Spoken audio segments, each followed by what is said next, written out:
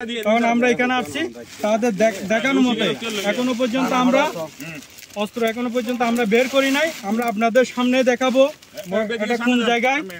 তাহলে অস্ত্র একটাই ৩-৪টা পাহাড় বেয়ে অন্ধকারের মধ্যে আমাদের উপস্থিতি টের পেয়ে এরা কৌশলে পালিয়ে যায়। আজকেও সকাল থেকে আমরা সোর্স ফিটিং করছি। সোর্স ফিটিং করে আজকে আমরা জানতে পারছি এরা একটা জায়গায় অবস্থান করতেছে অস্ত্র সহ। আমাদের দেখে এরা পালানোর চেষ্টা করছে, আমরা এদেরকে গ্রেপ্তার করতে সক্ষম হয়েছি। শেষে ফারুকগঞ্জ থেকে আবার আমাদেরকে অনেকবার চাইছিল, বিভিন্ন জায়গায় অনেক ঘোরাঘুরাইছি।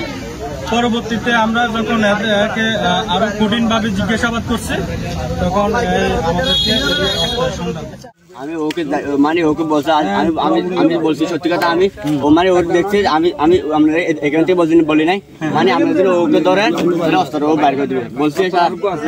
আমি যেটা তুমি তো ওইখানে দুইটা আছে বলছিলে, এগুলো কই? সেটা ফারুক থেকে জিজ্ঞাসা করেন স্যার। এটা তুমি কেমনে দেখছো? সেটা মনে হয় স্যার আমাকে সিগারেট মানে আমরা বলছে আমার সিগারেট আনার জন্য আমি এখানে আইছি, তাহলে মানে অস্ত্রটা এখানে ফারুকে ওদের দিয়েছে।